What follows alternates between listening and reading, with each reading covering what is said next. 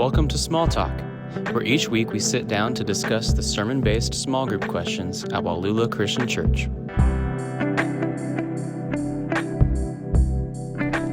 And we're back. Hello and welcome to Wallula's weekly podcast, starting now, Small Talk. We've been off for a few months, pretty much all summer. And I think the last episode you said, see you next week. See you next week. JK, I forgot that was our last one. Yeah.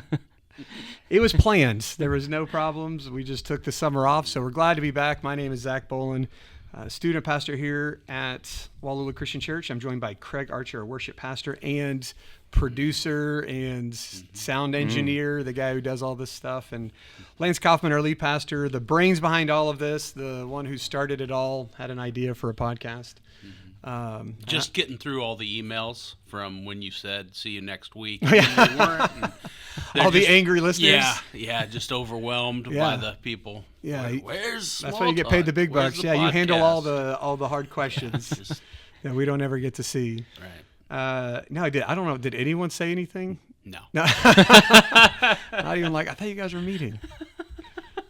Thank you all for your support. We do have an email address for this podcast that I never checked. Maybe there is some unread emails. Yes. Who knows? Actually, and I think when we stopped, it was in James chapter 1. I think that was the last time we did a podcast. Oh. Yeah. And then we also, Lance, in wanting to, keep up with this podcast, also stopped preaching from James after that, and we took a break and did some other series. That. Well, because I was looking at our last one. It was James 1.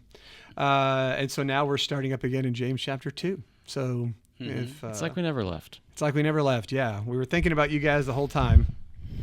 But if you are listening to us for the first time, we're going to be going over some of the small group questions, the sermon-based questions that we will dive deeper into. But they always start with a fun or goofy or whatever this one is question.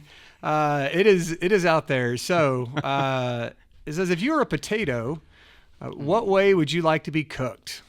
So really pretty abstract about what that means. And we even started to talk a little bit about during staff meeting about the interpretation of this question. Right. So Craig, if you were a potato, what way would you like to be cooked? Well, my initial reaction was taking the route of basically how would I like to be injured and hurt? Yes. Because none of it is good. Mm-hmm. Right. And then that just seemed like a lose-lose no matter what. So then I just went the route of what do I like to eat? Yeah. Right. What's most tasty, or if I'm sentient, and I'm a potato with feelings. I do like a good baked potato, and in the past, I don't know, year or so, it's just an opportunity for me to share how I eat my baked potato. Okay. So that's what it's turning into. All right. I just load it up with bacon, sour cream, butter, and then the thing I started doing like a year ago is Kansas City Joe's French fry seasoning. Oh, yeah? You can buy that? Sure. I just coat that on my baked potato. Yeah. It's amazing. Yeah.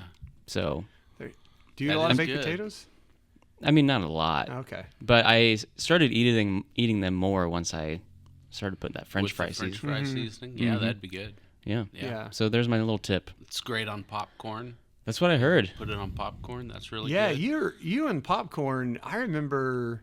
I mean, even at Lacey's wedding. I do like popcorn. Well, no, but I remember like you guys would be like, oh, you could throw all this kind of stuff on popcorn, like mix it with other candies or. Sure. So it's not just butter, but I'm trying to even think of the types of like. Yeah, she had a popcorn bar kind of thing. Yeah, with the one I remember most is like the marshmallows from Lucky Charms. Oh, yeah. That they were adding into that. Yeah. Yeah, kind of interesting. And I didn't know, was that just her thing?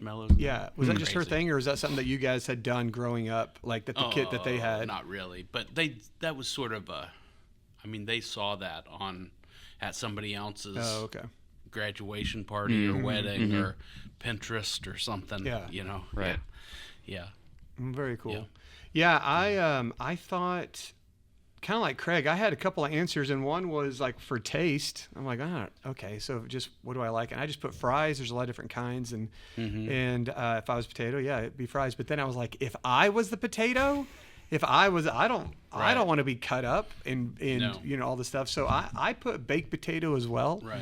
But even then, I don't like it because as I'm processing, me as a potato, like it just means you're put in an oven for a long time. Yeah, stabbed a few times with a fork. That's right. Yep. And then put in an oven, and you do that. And I'm like, it's like is that even better? It would be better.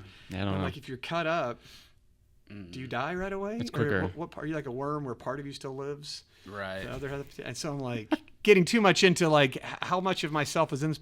I want to be a free range potato. That is. I want to be a wild potato that no one ever finds. No, I just put. I'm kind of going Craig's route and be like, what do I like? And I'm like, they're buried in the ground, bro. Yeah. If you don't get found, you're just buried. Just in darkness. Might as well just die. Dead anyway. Let me just kill you, Zach. It's gonna be better for me. They're alive, but just give your life to someone. Yeah.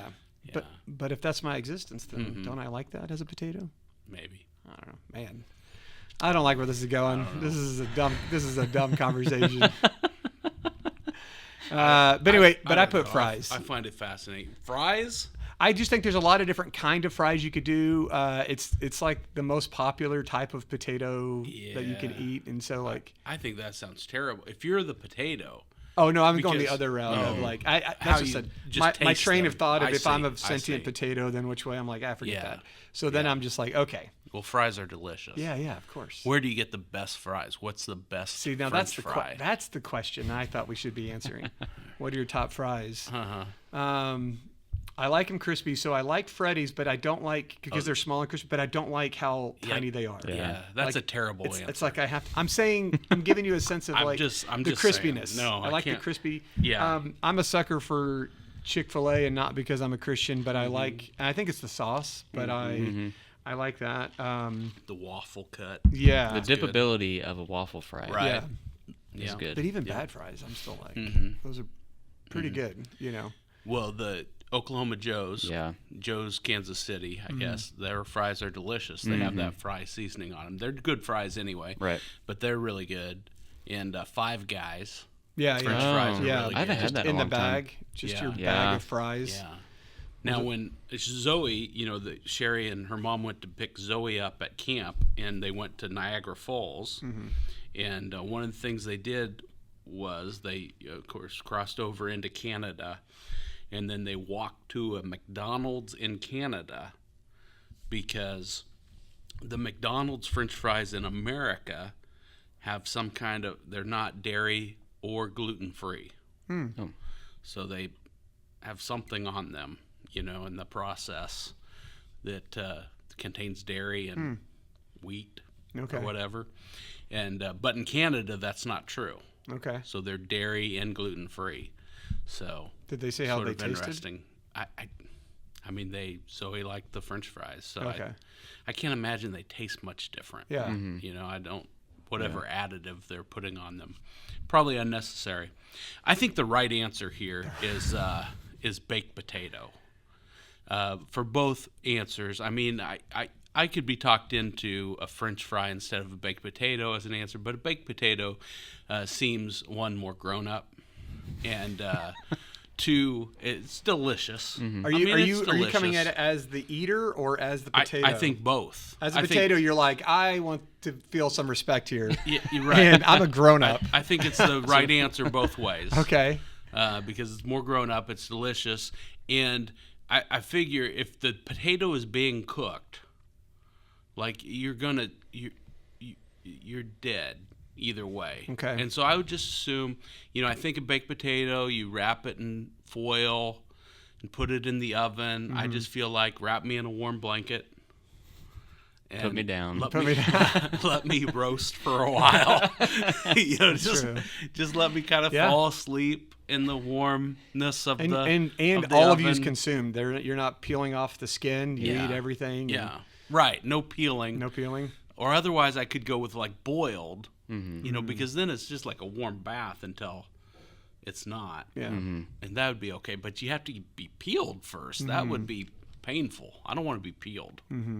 So I think baked potato is the right answer. It's an odd question. I didn't know And where it's this funny, would like go. how many ways this could go about how much of you is a potato. Well, that's just a glimpse of what you have to look forward to this season. Are we on season 3? Is this season 3 of? Well, when I categorize it on the podcast site we use to push it out, I do it by semester. Oh, okay. Because this is That- this so is I our think third this year. is it'd be season 7. I think is wow. what it'll be labeled as. Oh wow. But like but this is our third year, right? Because we started in the summer 2 years ago, and so Yeah, this will be the beginning of the third Season 7. season. 7 Yeah. here we go. makes okay. So we've already had 6 seasons, Just about ready for syndication. 6 or seasons and a whatever. movie. That's what we're going for. Yeah. It's a reference to a show. Yeah. Oh yeah, we could start making some money on this syndication and Uh-huh. Yeah. Sponsors. With questions like, have the. if you were a potato, This is how we bring them in. how would you be? This is how we bring people How do in. you want to be cooked? Well, for sure. I mean, yeah.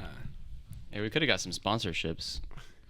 Have some- Taylor Swift It's has a new a- album. You can come here to know what kind of potato Have you seen? it Like, would be. yeah. It's kind of the same. I Yeah. think so. Well, it's like in Wayne's World when when Garth is. Have you not? I didn't know the scene. I And don't he's like, know. hey, Wayne and Garth, they're gonna have a sponsor, and they're like, contract or no, we will not bow down to any sponsor. And Yeah. Garth is dressed out all in Reebok. And then he's like, well, it's your choice. And he's like, yes, and it's a choice of a new generation. And it's a whole sponsorship Yeah. segment. Yeah. And they're just saying they're not going to bow down. And they, like, for real, the movie included every sponsored thing they had in it. But yeah, we could be like, we're not doing sponsors. And it's just decked out with, Yeah. we'll take it. Whatever you guys got, we'll be sponsored. So. We'll see where that goes. Okay. All right, but speaking of going and moving on, let's do that. We're looking at James chapter 2. The sermon was real relationship. This is a great segue. We will completely sell out. Yeah. Whatever. Yeah, so we'll see where it goes. If you just offer us $1, we will take If you it. say there's no way, Yeah. test us out. Why Yeah. don't you test that out? See if there's Yeah. no way. I bet Let's get to this we can make it work. prohibition against partiality now. No, don't show favoritism to the rich. That's right. But if just you are because rich, they have $1. Yeah. we'll take that too. Doesn't hurt. So yeah, we're looking at James chapter 2, showing favoritism forbidden. And so we're going to be looking today at questions number 4 and 6. And the first one, number 4, starts off like this. It says, can you be a person of faith and show favoritism? Why or why not? So James talks about specifically favoritism toward the poor, or that we show favoritism to the rich in the early church. And he's like, don't do that. But can you be a person of faith and show it at all? Is there any place for it in the life of a Christian? What do you think, Craig? Yeah, I just started to think about, a couple of verses came to mind. Started thinking about the storyline of Scripture, and like I thought about Romans 2:11, for God shows no partiality. I thought about when we did Acts last summer, the story of Peter and Cornelius, when Peter has this vision, and God says the gospel needs to go further and further and reach more people, and it didn't matter their background or who they were. Right. And I've been reading and doing a chronological plan through the Bible, and got past the Exodus event and just made my way through Leviticus. And a couple times through there, it really stuck out to me this time when it says there was foreigners that even left with the Israelites. Right. And I think a lot of the times we look at the Israelites are chosen people by God to represent Him to the world, but even amongst those chosen people, there were foreigners, and God. I wrote it down. Leviticus 19 says to welcome them and love them as yourself. Right. So even in those instances, someone that might be outside of who you are, your group of people, what you look like, how you function. Yeah. God says you need to treat them a certain way and don't show favoritism to your group or your preference or anything like that. And so with that in mind, just thinking about God's heart in this issue as followers of Christ and seeing his ministry and the disciples, it's just kind of like, well, you can't, if we're to be a reflection and of who God is and followers of Jesus, I think kind of at the root of favoritism or partiality is kind of like judgment or comparison, and that's not good. You start doing that, and then you're putting people into groups and saying who gets what and how they're supposed to be treated.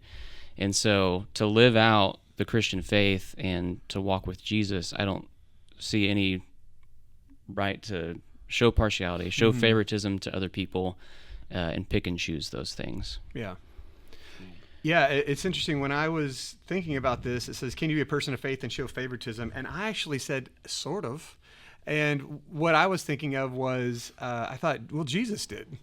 Like with Jesus, there were certain people that, like there was the crowd versus everyone else who didn't follow. And so he gave preferential treatment to that. And then within that crowd, there was the 12. And he's like, I'm going to show some sort of connection with these 12. And then within the 12, there's the 3. And then within the 3, there's Peter.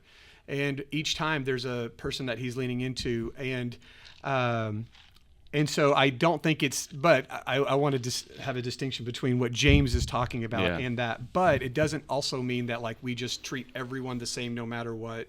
And it says, no, there was, God chose the Israelites, right? And so he picked Abraham. And so there was specific people that were leaned into that. I don't know if I would say, well, this is favoritism, but there was a special treatment towards certain people at certain times. And so I was trying to think of like, oh, my thing just went off there. I was trying to think of just different people that we do that too. And I think within our own faith, we would call that maybe mentorship. We would call that, if we're trying to help someone grow in their faith, the favoritism I think that James is talking about is unfair preferential treatment. Right. So we're putting one group down for another group, or we're elevating a group above someone else in a negative way. But I think we can show, I don't know if you call it biblical favoritism, but where you're, like a Paul and Timothy type situation where I'm choosing someone and I'm picking them out of everyone else, and I'm going to invest more into them or this group or a small group or whatever it is.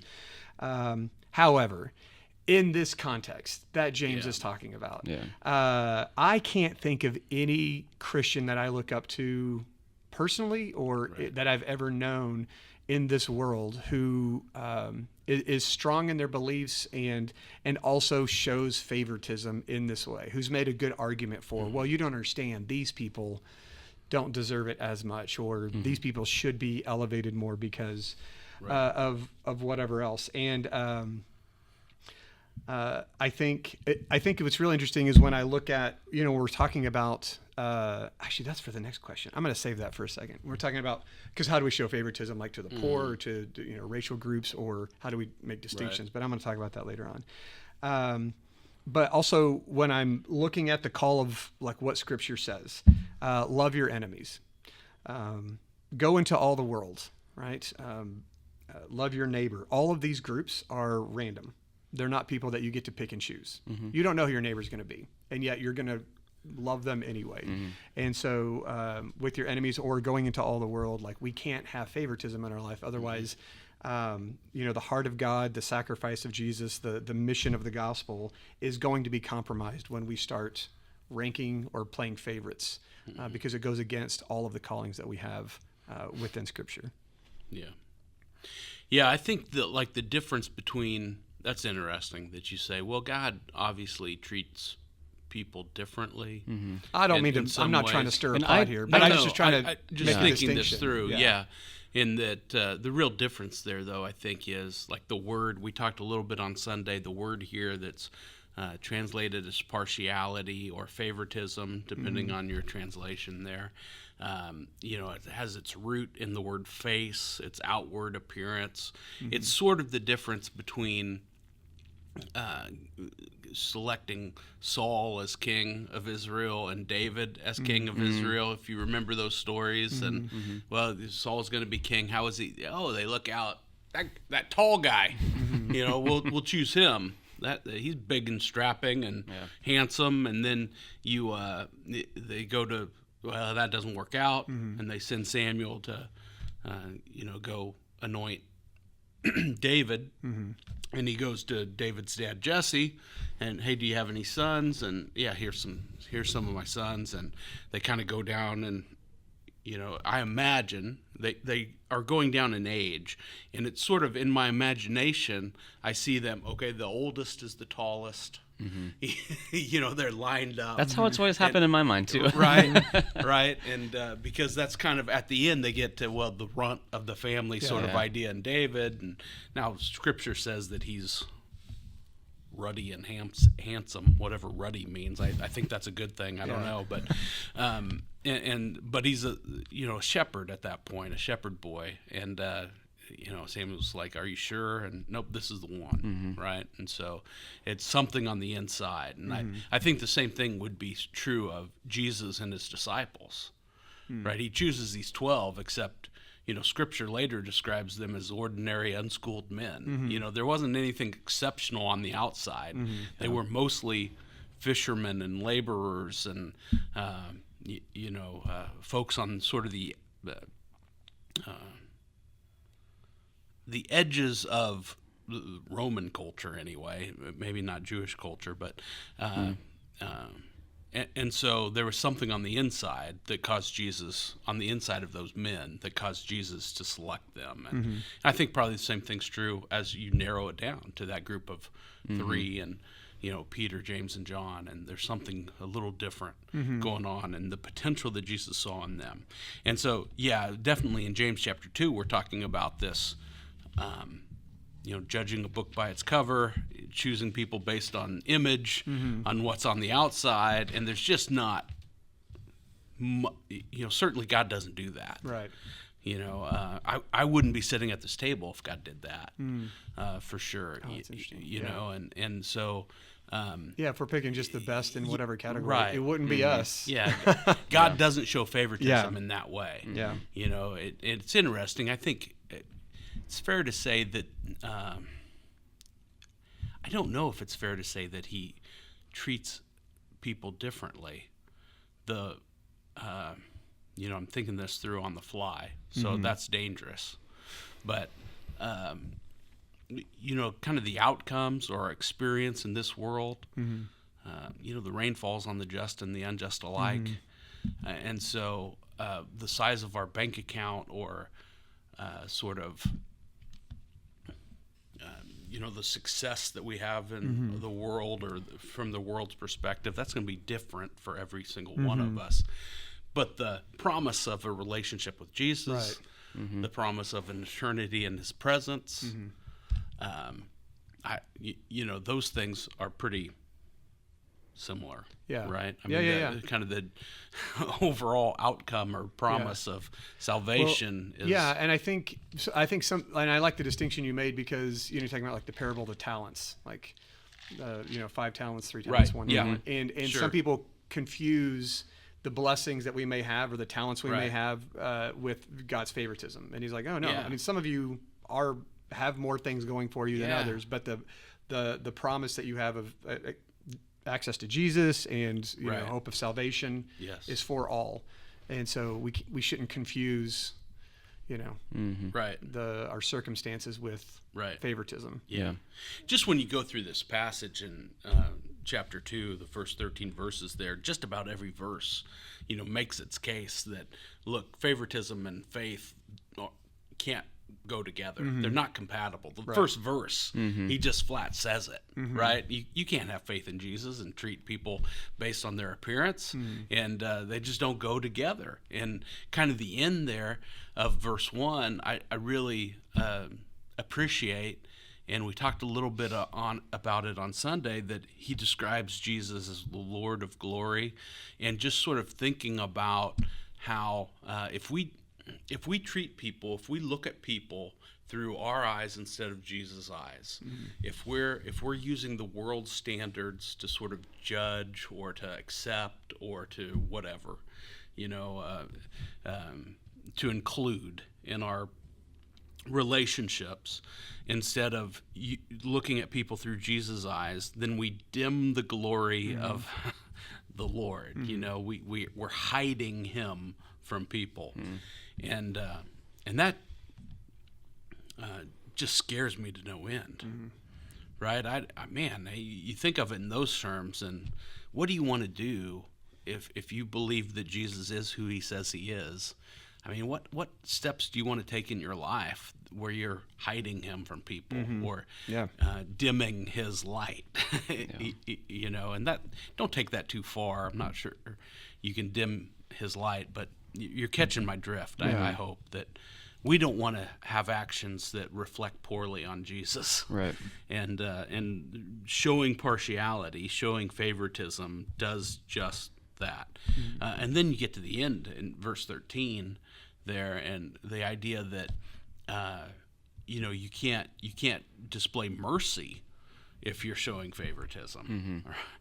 Right? And then Jesus warns, well, if you don't forgive, then how can you expect me to forgive? Right. Yeah. And that's scary too. Yeah. Right? Because and we mentioned this on Sunday, I think. We talked a little bit about this, and that in our relationship with Jesus, we want lots of grace. Right. We want lots of forgiveness. Right? We want, it overflows.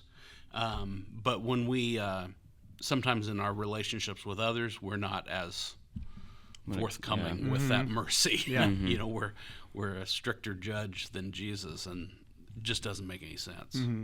Yeah, for sure. And so it leads us to the next question, number 6, and to bring it home, to make it more personal for us. How would our church, how would Wallula respond if a poor person who was dressed badly and dirty came into our services? How do you think they would be treated? And how does God say for us to treat them? And then also, can we as a church, or what can we do as a church to make sure that we don't play favorites? So what do you think personally, how do you think we would do? Yeah. I mean, I pictured a Sunday morning as I thought about this question, and I just, we get here before everyone else. So I'm picturing what I see on Sunday morning as people come in, and, I pictured Clark at the door greeting, and, he's always out there, doesn't matter the weather or the temperature, greeting every single person that comes in. And to me, that is like a really good first impression of, I think, what a Sunday morning looks like at Wallula. Right. And I just know when there's new faces that come in the door, there's people in the lobby that are just excited to welcome and get to know people. And I don't see signs of partiality or favoritism happening on a Sunday morning. And like you said, like it's based on this outward appearance. I just don't see a situation where that would take place in our lobby, in our worship center. And I think that's, proud of our congregation for being welcoming and loving and inviting. And I think too, like, I thought of some of the things that kind of go into this of like welcoming someone in. I thought of kind of we've talked about it before, radical hospitality. That is part of being the family of God. And that's, welcoming people into your home, serving one another, meeting the needs of one another. Right. We see those things happen within our church. While you were talking, I was reminded of, I wrote down Matthew 25 when Jesus is talking about how, like, being very particular about how we treat people, right, and serve one another and meet needs with people. He doesn't beat around the bush when he's talking about it. Right. And it's basically like serve people in need as if you were serving me, Right. And like you were saying, like, let the glory of Jesus go before you and shine, and like give every opportunity you can to make him known. And I think on a Sunday morning, people would experience that coming in for the first time. And then the end of the question, just what could we do as a church so that we don't play favorites? And we already kind of talked about that, looking at people the same way that Jesus does, looking at people as being made in the image of God. And, people call, at the end of the creation narrative, humanity is the crown jewel of creation, and full of dignity and worth. And so when we put on that lens, when we look at people, then it goes beyond like, oh, this is just another person, but it's like, no, they need to be treated as if they're made in the image of God, because they are. Right. And then I thought about just the way that we see Jesus treat people in the Gospels, the way that God describes himself in Exodus, full of compassion and mercy and grace. And I just think, well, as a church, just always being reminded of those things, and how we approach relationships and meet strangers. And if you do those things, you're going beyond the outward appearance, always thinking about the soul, the eternal destination of someone, having eternity in mind, and just going there instead of what does this person look like? Going beyond that. Yeah, I kind of had the same answer. Like, how would Walula respond if if someone who was dressed badly and dirty came to our service? And I said, I would hope welcoming. Like, that's my first thought was like, I don't see why we wouldn't. Like, I was trying to think through all the scenarios, but I think it's interesting the example that James uses when we're talking about favoritism, because you could be showing favoritism to a lot of different groups that are different than you. And so when I was trying to think of like, okay, if someone came to Walula and they were, there's a demographic that each church sort of has. And so if someone's outside of that demographic, so if someone came just completely tatted up, right? Or, a different racial background, or they're just extremely casual or extremely formal. Like if someone came in a 3-piece suit, you'd be like, you're welcome to come here. But obviously it would stand out in whatever way. And I think all of those, I could be totally welcoming, because we've had people from all different backgrounds come. But I would say when it comes to like someone who is, let's say, just straight up homeless, because of where we're located, we don't get a lot of that. If our church was in the middle of downtown Leavenworth, we would see that more commonly. Like someone would just walk from the Shelter of Hope to come to Walula, and so you don't see it as much, I guess. And so I think I still think that they would be treated welcomingly, and but I was trying to really think through this, like what would happen. I mean, those kind of things have happened here, right? I mean, I think it was you, right, that discovered somebody sleeping in the greenhouse. Was that you? That was on me. a Sunday morning, But they weren't coming to church. They were just but you 5 a.m. You didn't kick them out. Oh no! I gave them. I had so much use. I gave them socks from a youth event that we'd never used, and my backpack and food. And thinking about this question, like this will probably never happen again. But I thought about the guy that blew the shofar in the back of the room. Oh yeah, like that's just like you're saying. That's sticking out of the norm. Yeah. It's not. And he forgot his phone. And everyone was like, "We need to go find this guy." And they went out and talked. So I do feel like. I think the initial response of being welcoming, I think we're very good at that. But the question of what can we do as a church to make sure that we don't play favorites? Because just because we are doing well doesn't mean that's not something we'd slip into, or that maybe some people would, just because maybe of a past history or whatever. But and I was Proverbs 16:2 says, all the ways of man are pure in his own eyes, but the Lord weighs the motives. And so even if you're doing the right things, if your heart's not in the right place, and so the question of how can we make sure that we don't play favorites, my first thought was just check your heart. So even if on the outside you're being practically nice, and if you're secretly judging, or if you're kind of separating yourself from that person. So I think if there's any type of person or people group or whatever that you, whether they come to Wallula or not, but that gives you pause and you're like, oh, those people in whatever category, just to give your, like, pause for a second and ask, why do you think that? Like, why are you separating yourself from, like, if we just took out people who are poor and just left it blank and said, if we said, oh, if someone came to church who was like this, do you think that would be difficult for you? And then whatever you fill that in with, of like, oh, that kind of person. And so looking at your motives, and so if there is someone, whether it be at church or anywhere else, but that you are kind of playing favorites with, to number one, check your motives, because God knows where your heart is. And then number two, to make an effort to fight against it. Like if there is someone that you personally know at work or at church or anywhere else, but like where you are, it's not that you're treating other people better, but you're just ignoring or distancing yourself or trying to, steer clear of because of that. Then to, number one, recognize that, and number two, make an effort to fight against it, to show an extra step of love or kindness, or, you know what I mean? Like, and